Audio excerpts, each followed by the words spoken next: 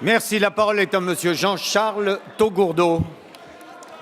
Monsieur le Premier ministre, Que l'on vous pourrez écoute. annoncer tous les chocs de simplification que vous voulez, vous ne changerez rien tant que vous n'ordonnerez pas à votre majorité d'accompagner nos entrepreneurs en légiférant avec bon sens.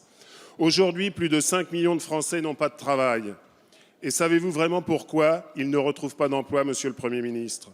Eh bien parce que votre majorité décourage les entrepreneurs de France de créer des emplois en les prenant pour des vaches à lait, quand ce n'est pas pour des tricheurs, voire des voleurs, ou encore et toujours pour des exploiteurs de salariés.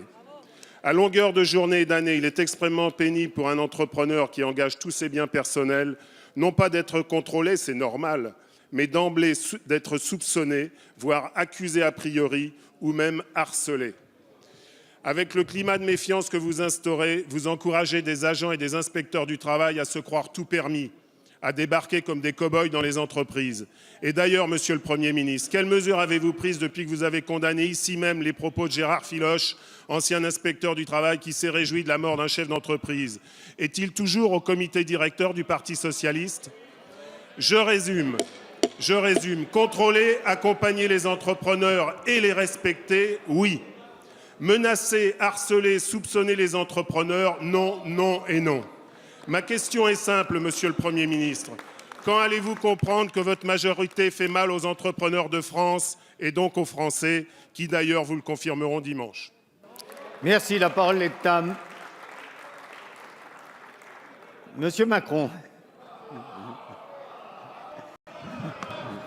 Merci, Monsieur le Président, Mesdames, Messieurs les députés, Monsieur le député Taugourdeau. La question que vous soulevez est éminemment importante et je pense qu'elle mérite mieux que les caricatures ou en tout cas que de faux débats. Il n'y a pas de gouvernement qui soit contre les entrepreneurs et les déclarations comme les mesures qui ont été prises l'ont suffisamment montré.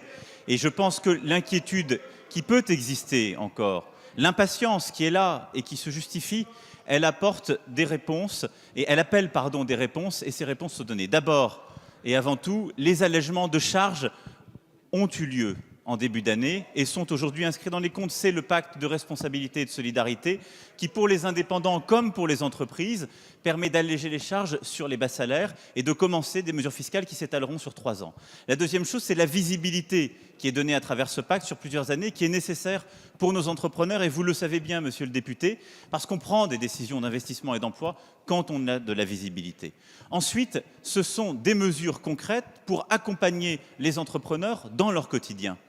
Les mesures de simplification qui ne se font pas du jour au lendemain. Et je crois que là aussi, collectivement, nous devons autre chose que la caricature.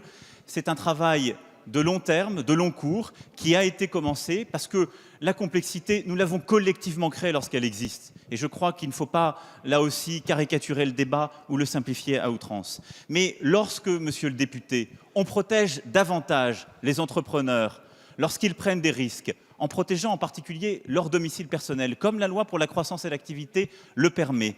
Lorsqu'on simplifie la justice prud'homale, en la laissant toujours aussi efficace et aussi juste, lorsqu'on prend des mesures concrètes d'ouverture de certains secteurs, lorsqu'on prend des mesures pour accompagner les entrepreneurs, lorsqu'on prend des mesures avec la Banque publique pour l'investissement pour aider au crédit des PME et des TPE, oui, Monsieur le député, on prend des mesures qui sont bonnes pour nos entrepreneurs, qu'il faut accompagner sur le terrain. Merci, et c'est cet Monsieur accompagnement le que ministre nous de l'Économie, continuerons. de l'Industrie et du